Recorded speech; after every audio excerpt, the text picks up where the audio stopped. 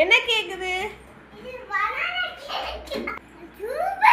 Hi friends, welcome to my channel. எல்லோரும் எப்படி இருக்கீங்க? சரி, இன்றைக்கி ஈவினிங் ஸ்நாக்ஸ் எளிமையான பொருட்களில் அருமையான சுவையில் அனைவரும் விரும்பும் பனானா வித் டேட்ஸ் கேக் எப்படி பண்ணலான்னு பார்க்கலாம் வாங்க. 3 பழுத்த வாழைப்பழம் எடுத்துக்கோங்க. நான் இன்றைக்கி நேந்திரம்பழம் எடுத்திருக்கேன். அதை கட் பண்ணி 1 கிளாஸ் சீனி எடுத்திருக்கேன். நீங்கள் உங்களுக்கு எவ்வளோ வேண்டுமோ எடுத்துக்கோங்க. ஏன்னா பழத்துலேயும் சுகர் இருக்கும், டேட்ஸ்லேயும் சுகர் இருக்கும், அதனால தான். அப்புறம் 3 துண்டு ஏலக்காய், 10 கொட்டைனிக்கே பேரிச்சம்பழம் போட்டு நல்லா ஃபைன் பேஸ்ட்டாக அரைச்சிக்கோங்க. அப்புறம் 1 கிளாஸ் கோதுமை மாவு, கொஞ்சமாக உப்பு, 1/2 டீஸ்பூன் பேக்கிங் சோடா, 1/2 கிளாஸ் நெய், அப்புறம் அரைச்சி வச்ச வாழைப்பழத்தை அதோடு சேர்த்து நல்லா மிக்ஸ் பண்ணுங்கள்.